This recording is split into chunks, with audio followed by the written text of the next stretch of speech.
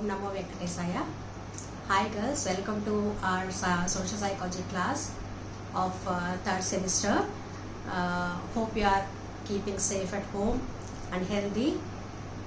Before going into the introduction to social psychology, let us refresh and recollect our memory regarding the psychology subject we have gone through in the first and second semesters, particularly the introduction to general psychology. So I hope you remember the meaning and definition of psychology in general. Let us say psychology in a nutshell, psychology is a scientific study of behavior and mental process. So there are two important terms here. One is behavior and the second one is a mental process. So what is behavior? Into the behavior purview comes animal behavior as well as human behavior. Psychologists study animal behavior so as to understand the general behavior and apply certain rules of animal behavior to human behavior. And obviously we study human behavior. Second thing is normal behavior and abnormal behavior. What is normal behavior? Normal behavior is nothing but the behavior approved by the existing social setup and conditions living around you.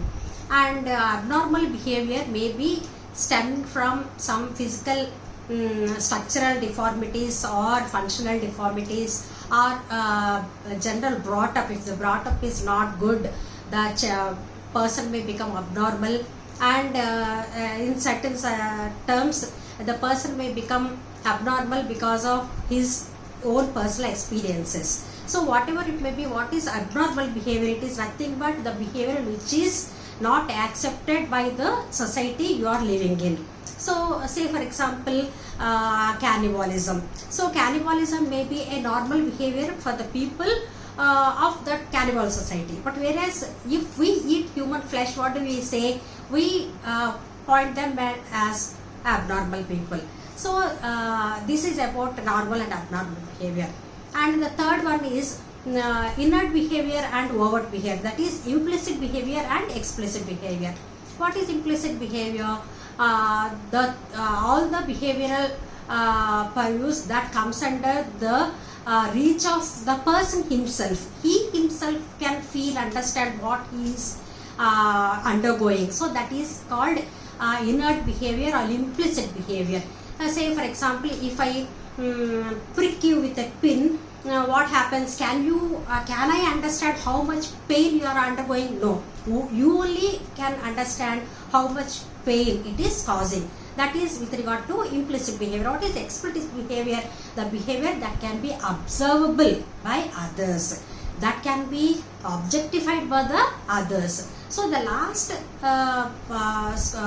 point the general psychology tries to touch is individual behavior and social behavior. So that is the point I would like to stress, because that is from where the social psychology has arrived. So what is individual behavior? All the psychological processes we are studying in psychology, like how a person undergoes sensation, how the attention process takes place, how the perception, the person tries to understand what he has attended to, and that is perception, and then learning, memory, thinking, all these, intelligence, personality, attitudes, all these comes under the psychological process. So when you study an individual behavior, that means you are trying to study the biological makeup as well as the psychological process the person is able to perform or undertake. So that is with regard to individual psychology.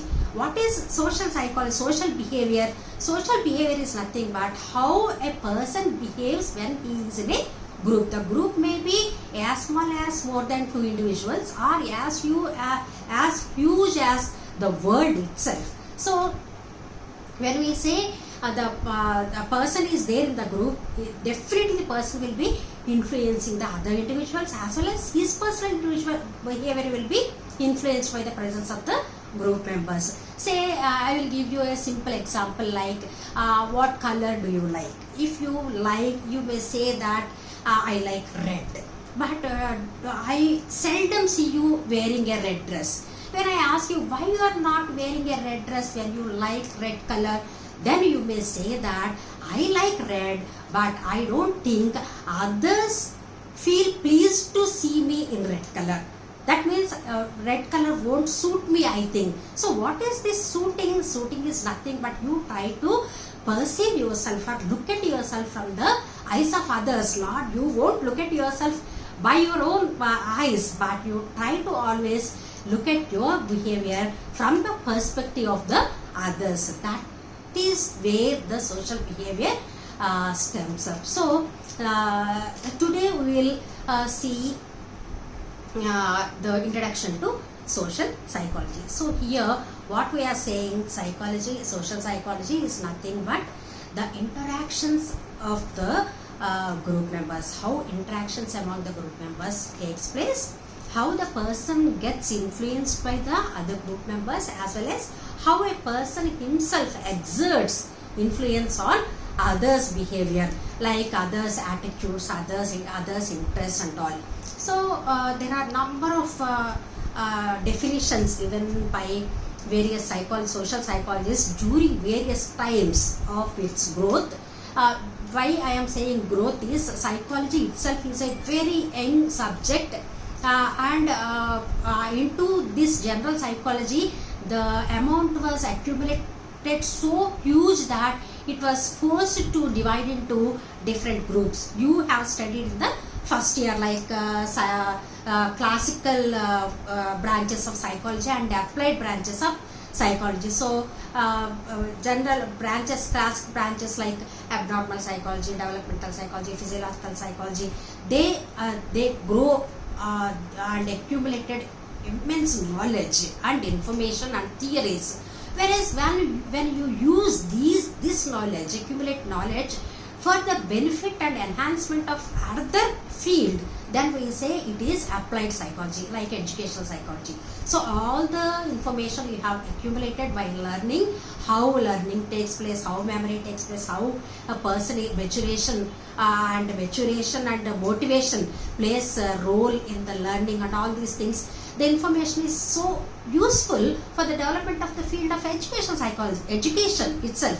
So the field of education came into existence. So like this, there is gradually the science of psychology has grown. So during 1970s, say 1970s, the social psychology had a growth spurt, we can say. You know what is growth spurt? Immediate development, growth and development, a fast rate of growth and development. So people, psychologists around the world, they try to understand how interest and attitudes, especially attitudes, influence a person's life, knowledge, attitude and practice. So what type of knowledge he has, how he had developed certain attitudes, and how he is putting that knowledge and attitudes into practice. That is KAP studies, they called knowledge, attitude and practice studies. So in this course of development, social psychologists have given number of definitions with regard to social psychology. So here I am giving you an assignment to go through. I have put some books in the link in the previous posting in the WhatsApp. See the link and you will find a social psychology book there. You go through the first chapter and see how many definitions are there, and each one of you try to post one definition in the group. Okay, see if at all one girl has posted definition by Kimball and Deng, don't repeat it. You take another person's definition and try to post it. Okay, this is your assignment for the next class. Then going into the variables of social psychology, what do a social psychologist try to study? So what is the general scope of social psychology? So first thing they try to study is how you perceive others. That is called social perception. When you are in a group, you try to perceive others. So after perceiving, what you do, you try to interact with them, because you are depending on them, you try to interact with them. So here I can say there are three things that take place in your interactions. 3 types of social interactions. What are they? First one is person to person interaction.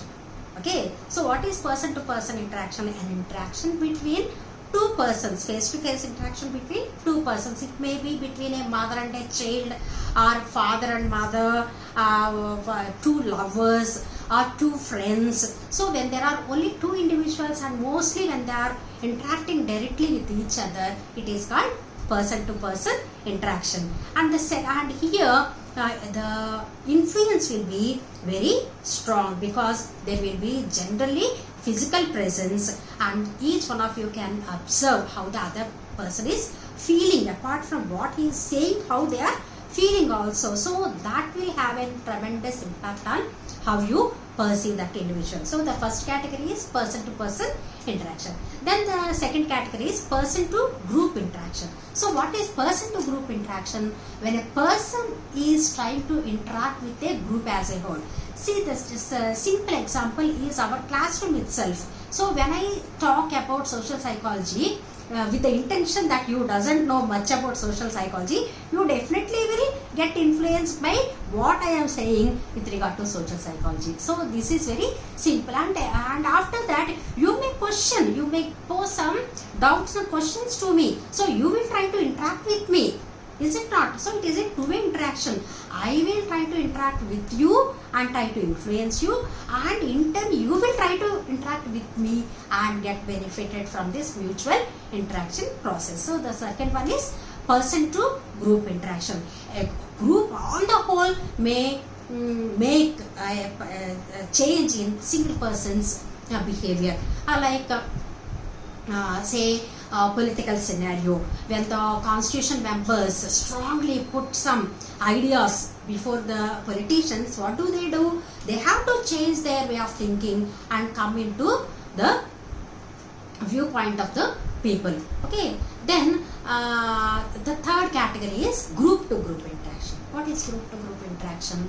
When a group try to interact with another group, like your class interacting with another class. Okay, say for example IPSW students interact with EPSW students when they want to celebrate an occasion